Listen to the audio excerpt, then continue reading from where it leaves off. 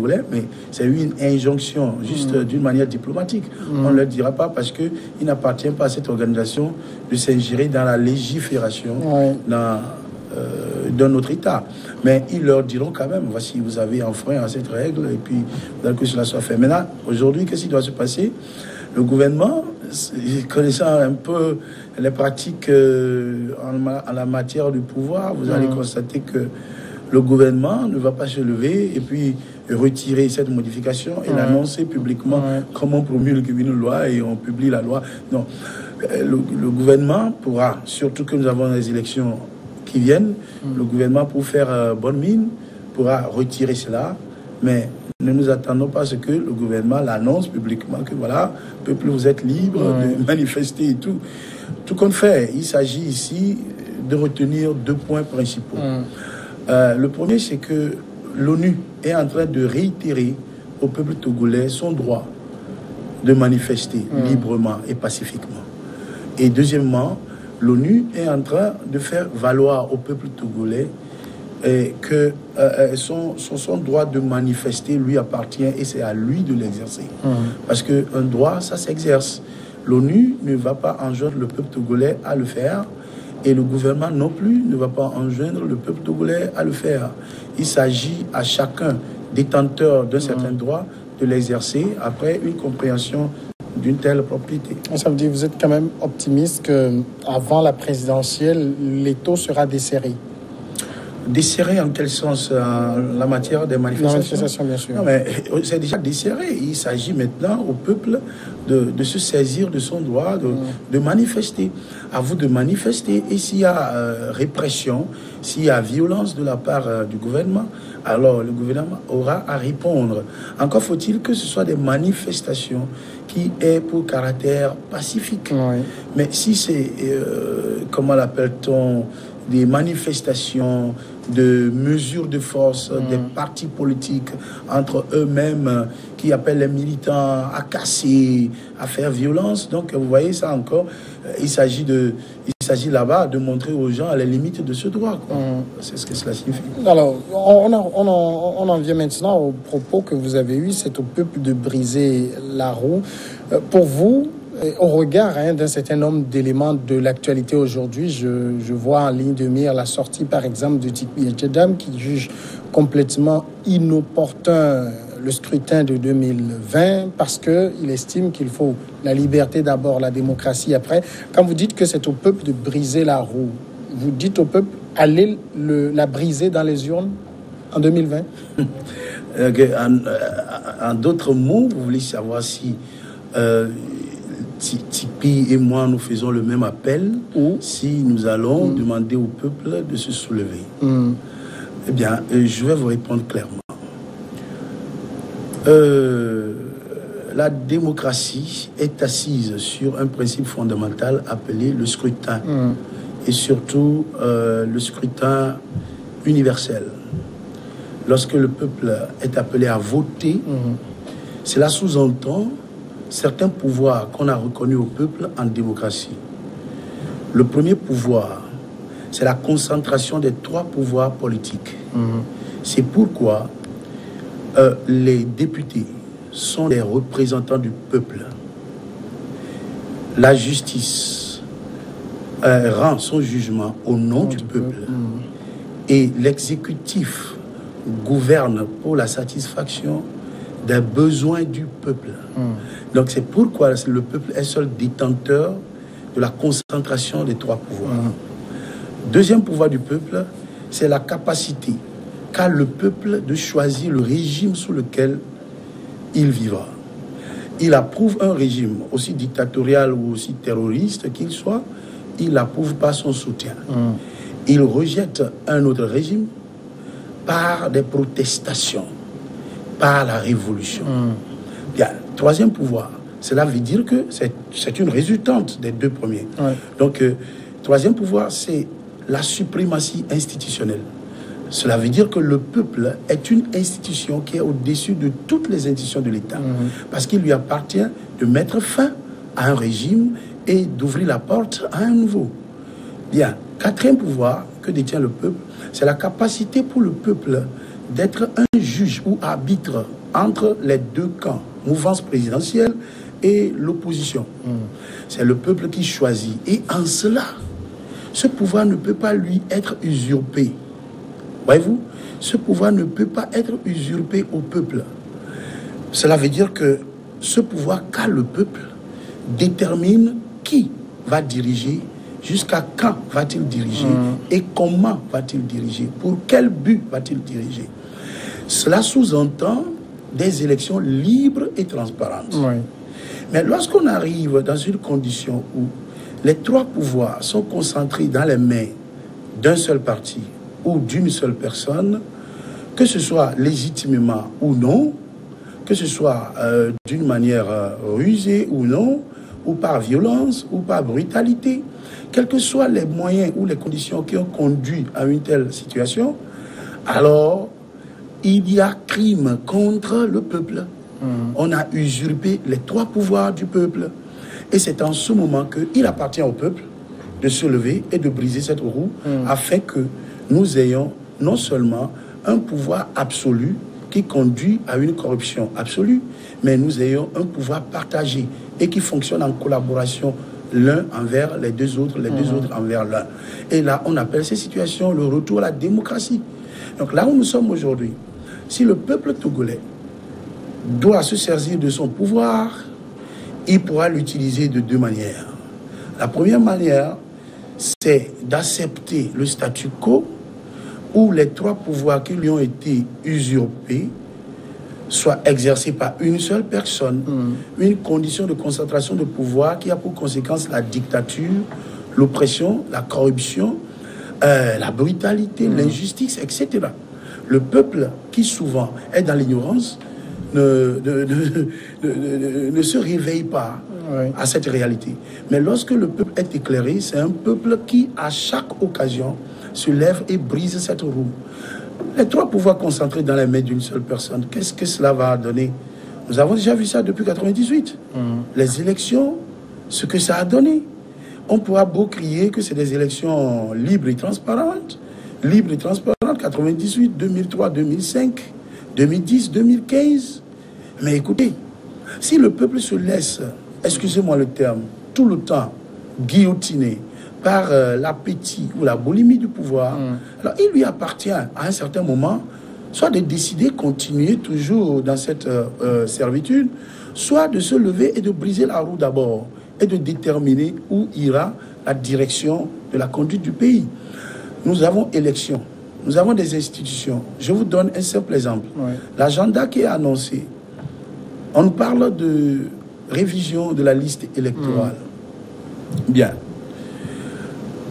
Est-ce que, avec tout ce que nous avons connu, les vicissitudes sociopolitiques que nous avons connues depuis 19 août, est-ce que un régime qui se veut pacifique va aujourd'hui dire que la liste électorale que nous avons connue en 2018 pour les élections législatives et qui ont été corrigées un peu cette année, d'une manière ou d'une autre catastrophique, parce que les gens n'ont pas pu s'enregistrer, et finalement, c'est la même liste, pourquoi pas un recensement dans une optique libre et transparente.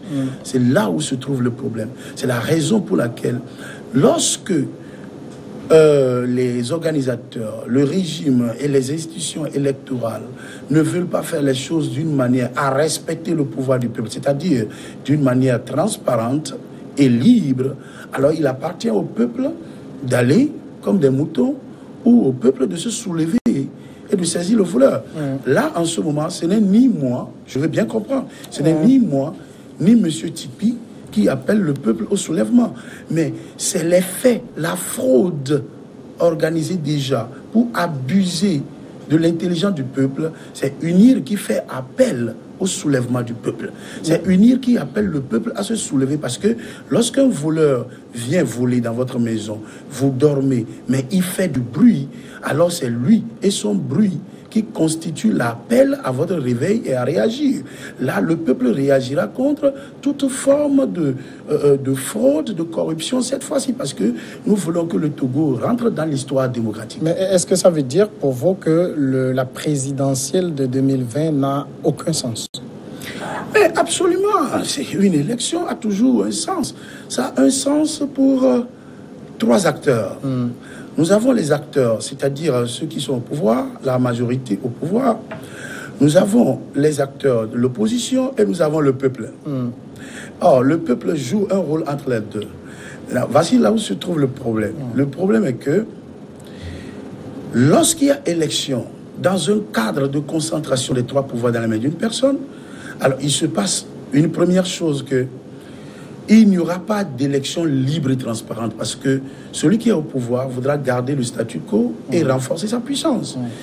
Deuxième chose qui arrivera, c'est que s'il y a des acteurs politiques dont, je dirais, la vocation naturelle dans leur ADN constitue à aller aux élections ou à gagner un poste ou à conquérir le pouvoir, à défaut, à gagner quelques postes pour quand même la survie politique sur la scène politique, en attendant ce qui pourrait arriver à l'avenir.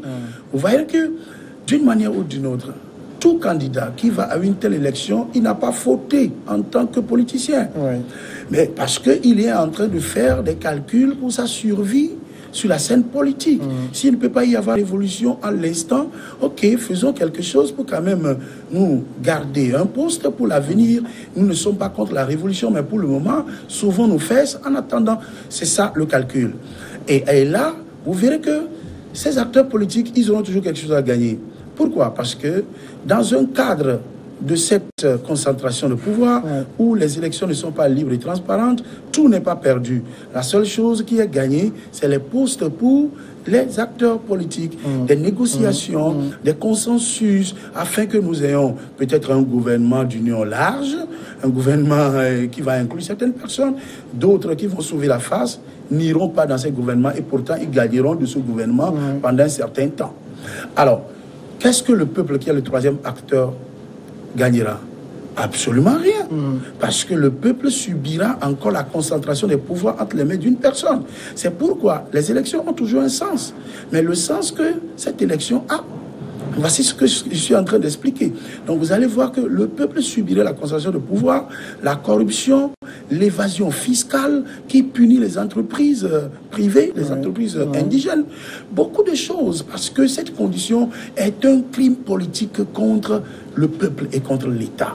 Donc c'est pourquoi ceux qui disent aux gens de ne pas aller aux élections, je ne suis pas absolument d'accord avec eux. Et ceux qui vont aux élections, je ne suis pas absolument d'accord avec eux. Parce que en allant aux élections, vous devez quand même avoir le courage de dire aux gens que vous voulez drainer dans cette élection, que vous n'avez pas de mécanisme de garantie absolue solide qui pourrait vous garantir la victoire à ces élections parce que ces élections sont organisées d'une manière non transparente. Mais si vous mentez au peuple en disant que vous allez aux élections pour une révolution électorale, c'est un gros mensonge, c'est une corruption, c'est une manipulation. Voyez-vous? Et c'est la raison pour laquelle nous disons, monsieur le candidat, dites-nous quels sont les mécanismes par lesquels vous voulez venir à bout de cette machine à fraude, à corruption, à achat de conscience et à brutalité sauvage après les élections. Comment vous pouvez y arriver?